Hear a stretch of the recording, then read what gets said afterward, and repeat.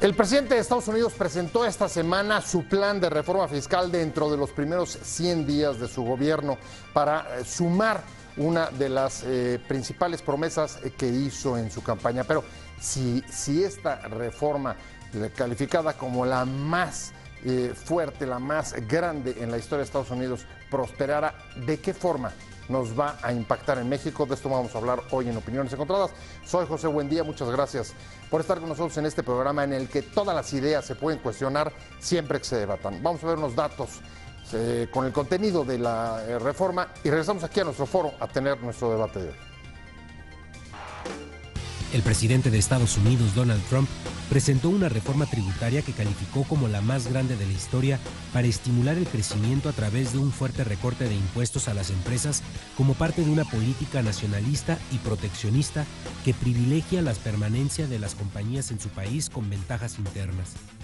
La reforma incluye una dramática reducción a la tasa impositiva sobre empresas de 35%, el cual casi nadie paga en realidad, con la tasa efectiva calculada alrededor de 20% a 15%.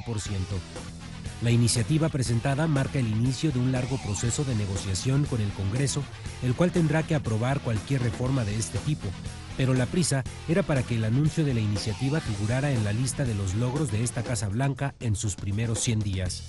Entre las críticas figura que la reforma favorezca la tendencia a la concentración de la riqueza que sigue la economía estadounidense desde hace ya unos años, y la pregunta central es ¿qué impacto tendrá el recorte de impuestos en las arcas públicas y en las políticas de sanidad y educación?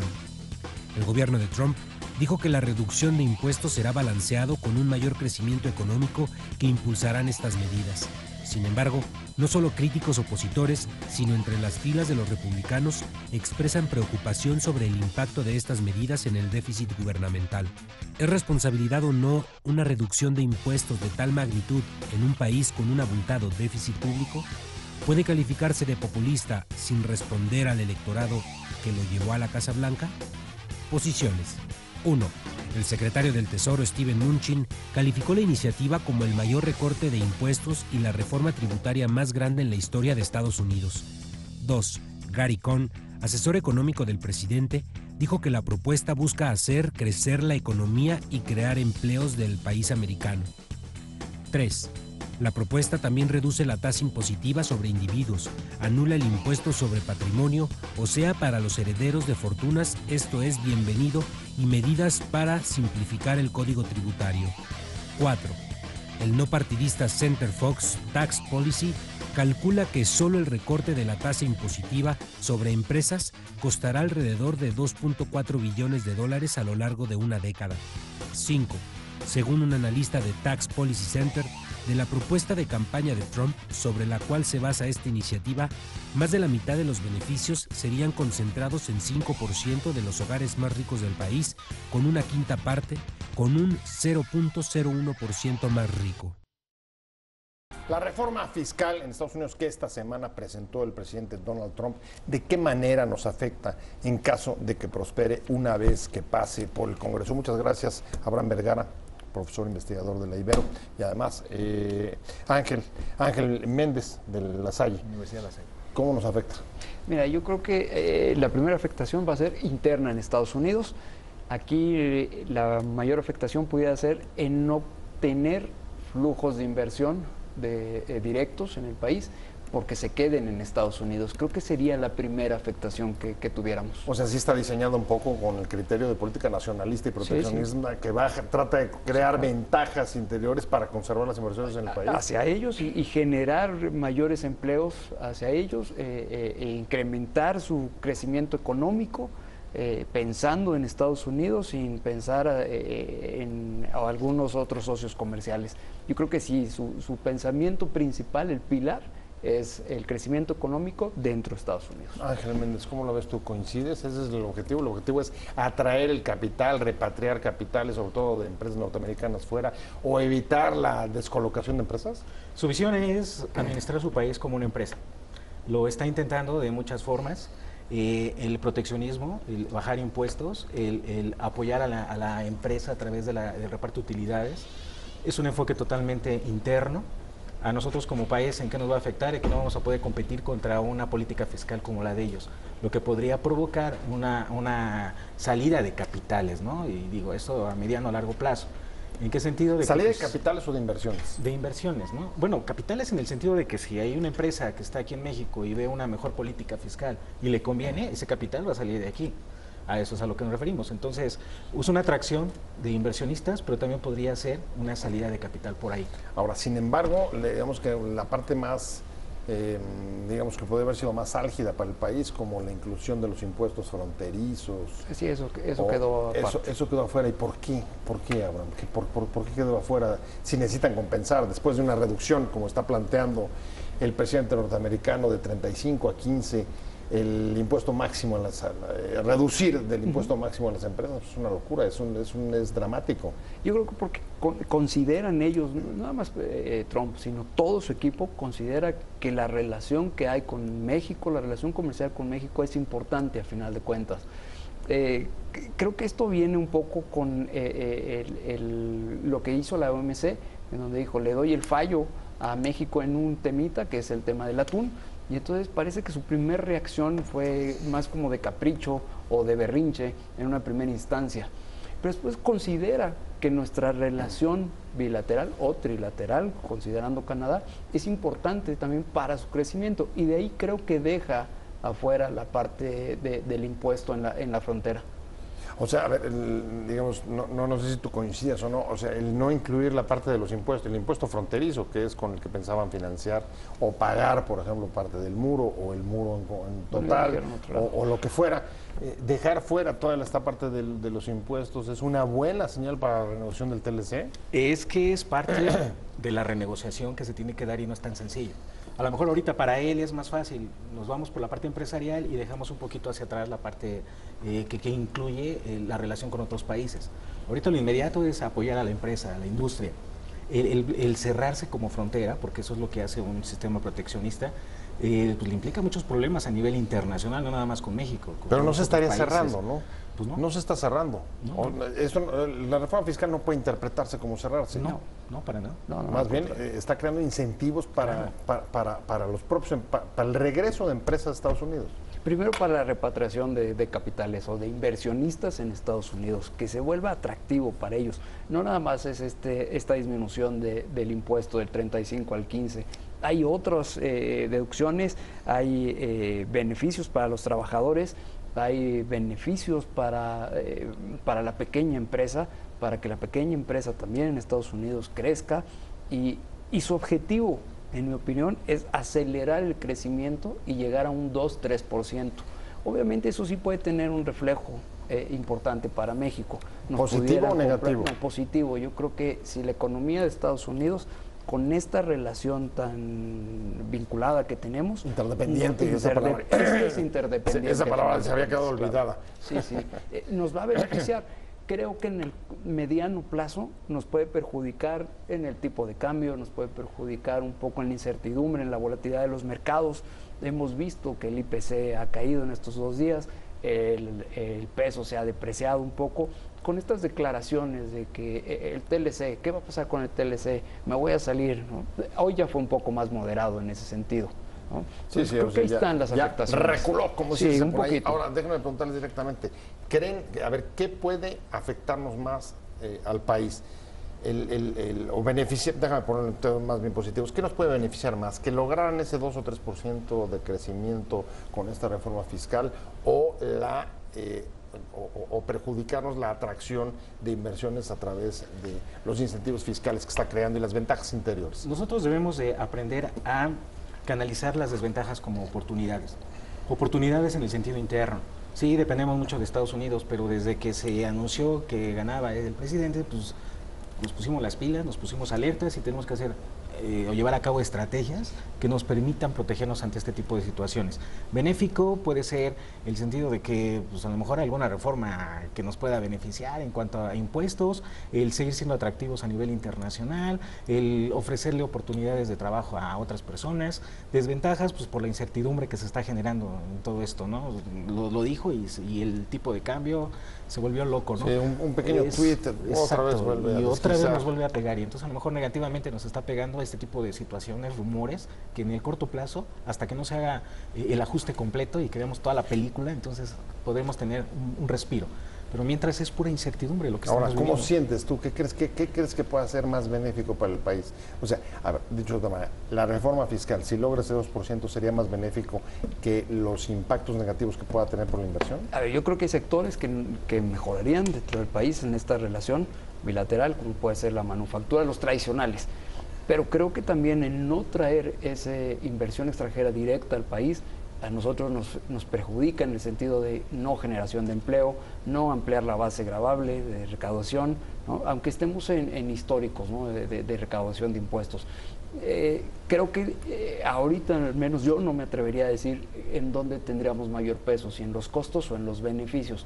También creo, y ahí sí estoy un poquito en desacuerdo con el profesor, no creo que nosotros estemos actuando rápido. Hemos escuchado declaraciones del secretario de Economía diciendo que hasta agosto vamos a ver las negociaciones. Comenzaría la renovación del TLC. Y ellos ya están. O sea, creo que nosotros no les hemos creído desde antes de que el presidente Trump llegara al poder, no creíamos que él iba a llegar. Y siempre hemos ido como un paso atrás del camino que ellos han llevado para llegar al poder. Pues no solamente van, bien, perdón. Sí, no, bueno, yo me refería a que son oportunidades que tenemos que visualizar a mediano y largo plazo. Sí, no le creíamos que iba a llegar al poder, sí, nos quedamos en el camino y estamos todavía a la expectativa de muchas cosas de que lleguen a suceder. Pero bueno, de alguna manera México tiene que reaccionar y tiene que hacer lo necesario para poder salir de esta situación, ¿no? ¿A qué atiende? A ver, han calificado esto como la reforma fiscal más grande de la historia de Estados Unidos. ¿Es real? ¿No es real? ¿Es responsable? ¿Es demagógica? ¿Cómo podrías calificarla tratando de ubicarla para nuestro auditorio? Creo que hay una parte que es un sueño. Es más, académicos, colegas nuestros en Estados Unidos lo piensan que es una ilusión. Dicen que históricamente la reducción de impuestos no ha generado empleos y esa es la base, una de las bases que tiene esta reforma fiscal en los Estados Unidos.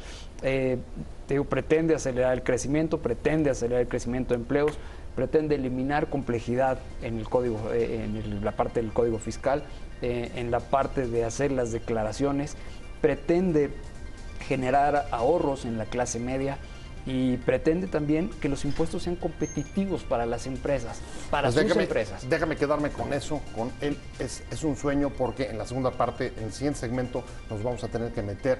Les agradezco mucho que hayan venido ustedes. Abraham Vergara, muchas gracias por haber estado con nosotros. Ángel Méndez, gracias a los dos por haber estado. Me voy a meter ¿y qué tan viable es esta propuesta que todavía el Congreso norteamericano debe de decidir? Muchas gracias a los dos. Muchas gracias. Nos estamos viendo pronto. Claro que sí. Muchas gracias. Un placer, un gusto. Vamos a un corte y regresamos. Seguimos en Opiniones Encontradas. Estamos en Opiniones Encontradas, estamos hablando de la reforma fiscal que esta semana presentó el presidente de Estados Unidos, Donald Trump, y la presentó con bombos y platillos, hablando de que se trataba de la mayor reforma fiscal en la historia de ese país y en verdad incluye reducciones dramáticas a los impuestos. Hemos hablado en la primera mitad del programa sobre el impacto sobre México, pero que ha sido calificado, algunos como una propuesta irresponsable, otros como una propuesta no viable. Vamos a entrarle justamente a este tema con Luis Fonserrada. Muchas gracias, director del Centro de Estudios del Sector Privado. Luis, amigo de este programa, hace mucho que no venía, por eso nos da todavía más gusto tenerlo por aquí.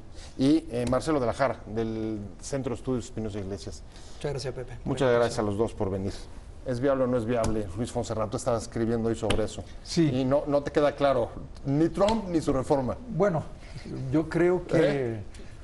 Mira, normalmente cuando hay modificaciones fiscales prácticamente de cualquier tipo en Estados Unidos, la tradición es que duran como 10 años.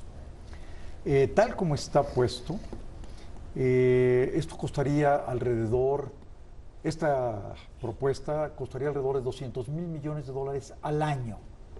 Y la recaudación americana es como de 4 billones, 4 millones de millones. Esto es alrededor de un 5%. O sea, más de 2 billones en 10 años. Más de... La mitad de lo de un año.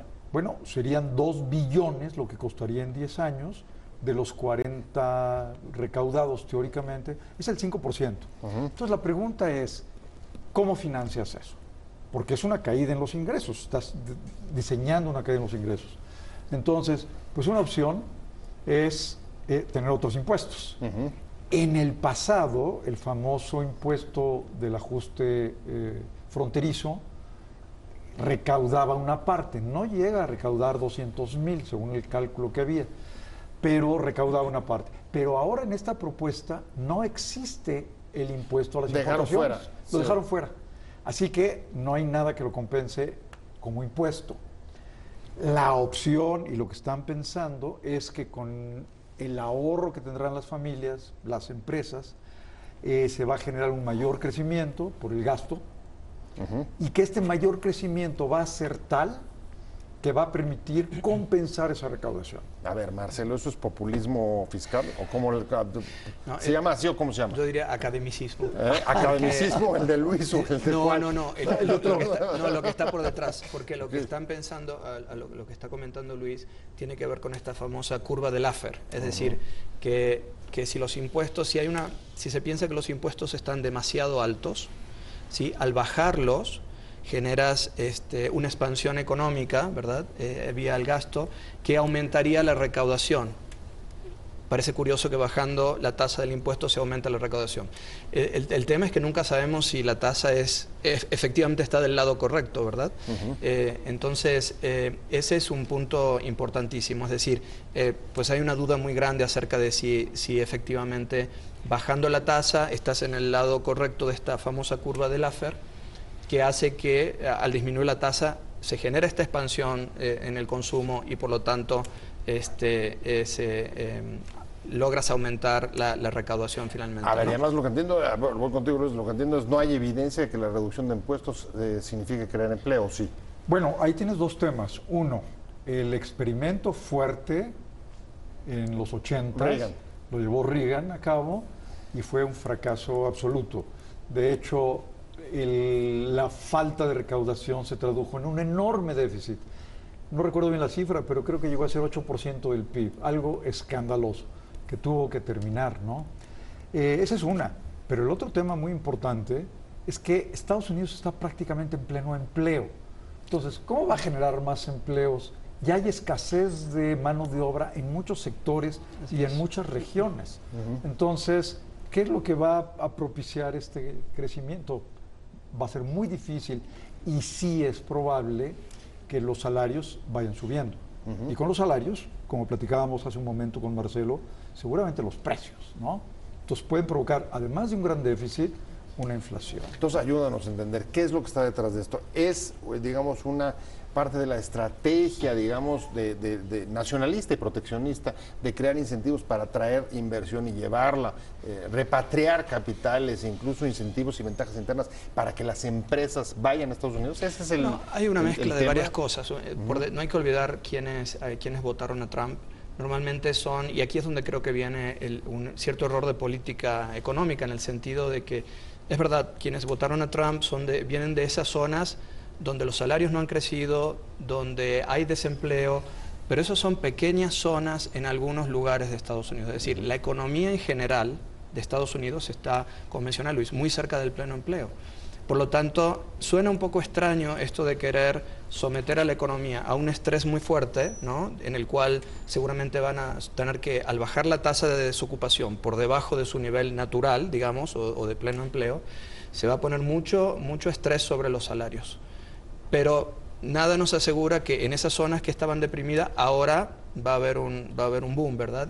Probablemente haya alguna mejoría, pero en todo caso hay algo que no hay que olvidar nunca, y es que cuando generas una expansión fiscal como esta, una expansión a través de reducción de impuestos, por ejemplo, en una situación de pleno empleo, esto no suele durar mucho tiempo. Es decir, lo que vas a terminar afectando transitoriamente, sí, la desocupación la vas a bajar, un poco el empleo, pero vas a generar un estrés en la economía que se va a traducir probablemente en inflación, ¿no? Y luego ese ajuste, esa misma inflación va a hacer que las ganancias en salarios pues, se pierdan, ¿no? Eso es un poco lo que uno puede pensar y por eso la preocupación de Yellen, del Fed, acerca del estrés que esto le puede poner a la economía en términos de presión sobre tasa de interés, presión sobre precios. ¿Cuál sería entonces, desde tu punto de vista, digamos, es otra vez tratar de meter el asunto dentro de los primeros 100 días para mandar un mensaje a su electorado y poco más que eso, y el Congreso se va a diluir? Fíjate, déjame retomar el último punto de Marcelo, el estrés en la economía. Sí. Si vas a colocar más deuda porque vas a tener déficits, y además los salarios empiezan a subir y hay presiones inflacionarias, con mayor razón va a subir la tasa de interés, el costo financiero de la deuda, ¿no? Ese es otro tema. Yo creo que sí. No pudo pasar su propuesta para quitar el Obamacare. El Obamacare. Uno. Dos, no ha habido avances importantes en sus propuestas iniciales del TLC o en el impuesto del ajuste fronterizo, Ajá. porque un grupo importante en la Casa Blanca, hay una guerra civil en la Casa Blanca, ¿no? Técnicos contra rudos, digamos, ¿no? Sí. Porque los técnicos Ajá. han ido venciendo y han hecho ver que el ajuste fronterizo no tenía ningún sentido y iba a ser muy complicado, ¿no? De nuevo, muy academicista, ¿no? Me parece. Entonces, ¿qué hacer? Pues salir rápido antes de los 100 días, 3 días antes de los 100 días, ¿no? O 4. Sí, fue así en safe. Con una propuesta ultra, a mí me parece exagerada. ¿Cómo bajas de 35 a 15, no? Sí, no, bueno, y no pero, subes otro impuesto. Y medio combinado ahí con un ajuste fronterizo a la mitad. Lo mismo que hizo con el TLC hace 2 días, ¿no? Dijo que ya, una orden ejecutiva para salir del TLC. Lo borramos. Y ayer dijo que no, ¿no? Ajá. Entonces, yo creo que son así como señales mediáticas antes de sus 100 días. Y yo creo que después vendrá algo más en serio. También dijeron, el secretario del Tesoro dijo, Mnuchin, Sí. dijo, este es un proceso largo, vamos a tomar las opiniones, vamos a ver qué dice la gente. Así que yo creo que sí, tiene que ver con la cercanía de los 100 días, pero no hay que cantar victoria. Bueno, el New York Times lo trató muy duro y dijo que era un irresponsable. Wow. ¿Cómo Sí. lo sientes? Bueno, ¿Coincidirías suena con eso? Digamos, desde el principio hay esta contradicción, ¿no? Entre cómo creo que, insisto en este punto, de que Trump quiere hacer algo por los que lo votaron, particularmente en esta época de los 100 días, ¿verdad? Pero creo que no identifica bien cuál es el problema de las zonas rurales rezagadas que lo votaron, por qué están en esa circunstancia. Todo lo identifica con que el gobierno de Estados Unidos o no es pro-business es suficiente, o el Tratado de Libre Comercio los ha castigado bastantes a esta zona. Entonces, esos son los objetivos que él tiene, ¿no? Sigue con el mismo discurso, aunque los técnicos poco a poco parecen que lo van ecualizando. Tengo que ir a un corte comercial rapidísimo, no se vaya, estamos en Opiniones Encontradas, seguimos a la recta final para hablar y cómo dentro de estos escenarios creen que nos puede afectar a nosotros, al país, a México. No se vaya, 2 minutos y volvemos. Fíjate. ¿Qué pretende finalmente Donald Trump con su reforma fiscal? Marcelo de la Jara.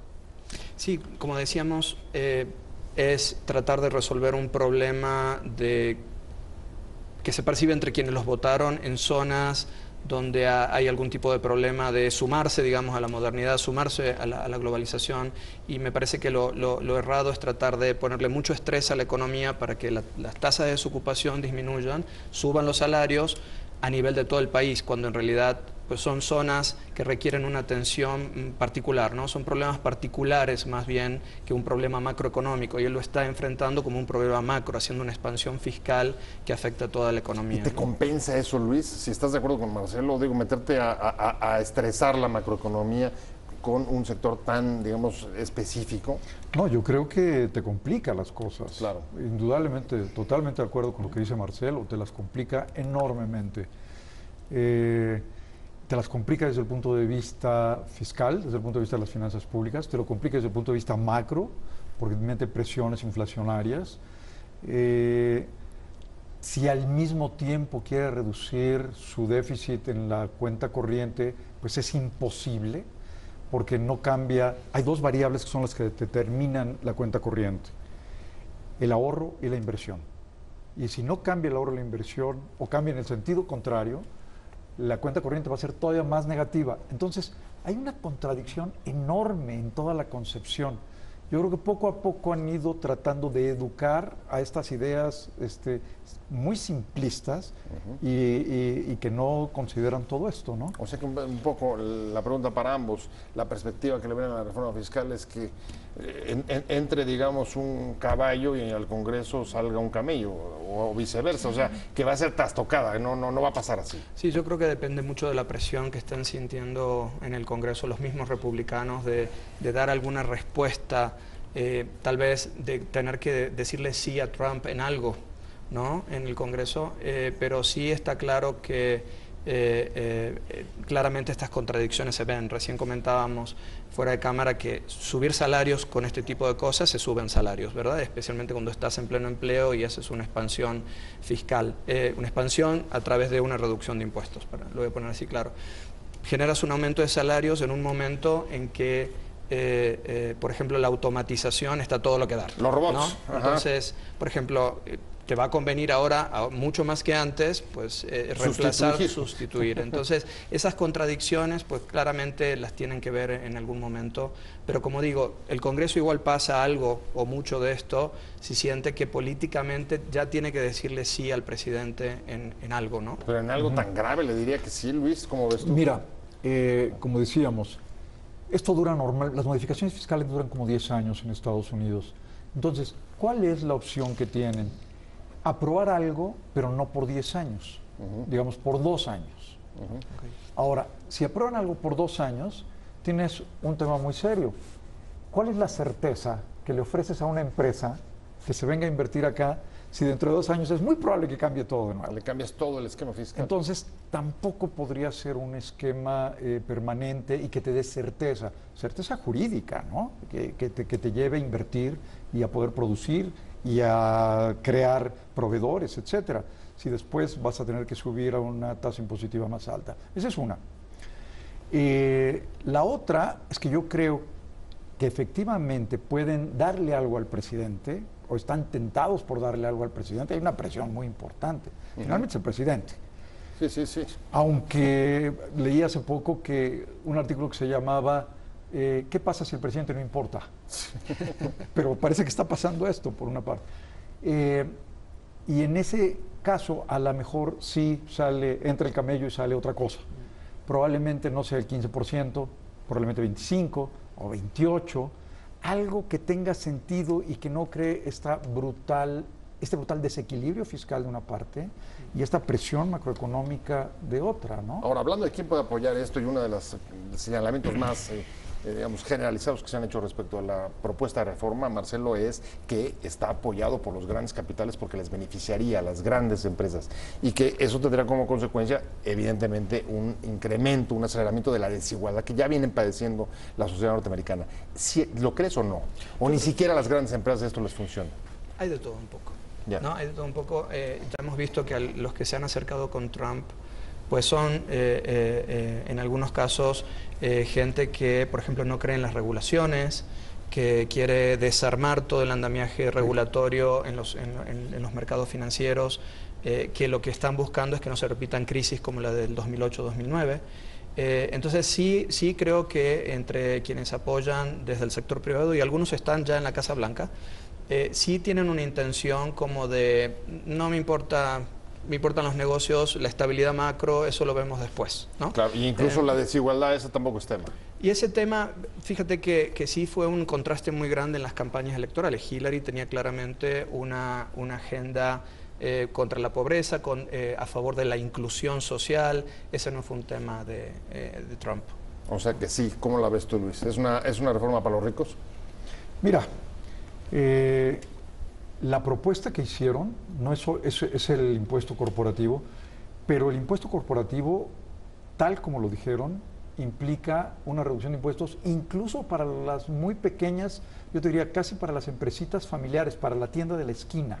Así se planteó. Para los changarritos de así Fox, se planteó. Sí, pero además se incluyeron empresas de servicios financieros y de otro tipo, inmobiliarias, por ejemplo, claramente, ¿no? Que es uno de los negocios. O sea, el primer beneficiado de la reforma fiscal de Trump es Trump. Yo creo que sí.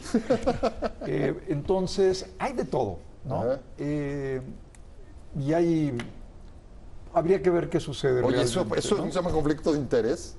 Pues hemos visto muchos, ¿no? Una reforma a favor de tus propios negocios está un poco fuerte.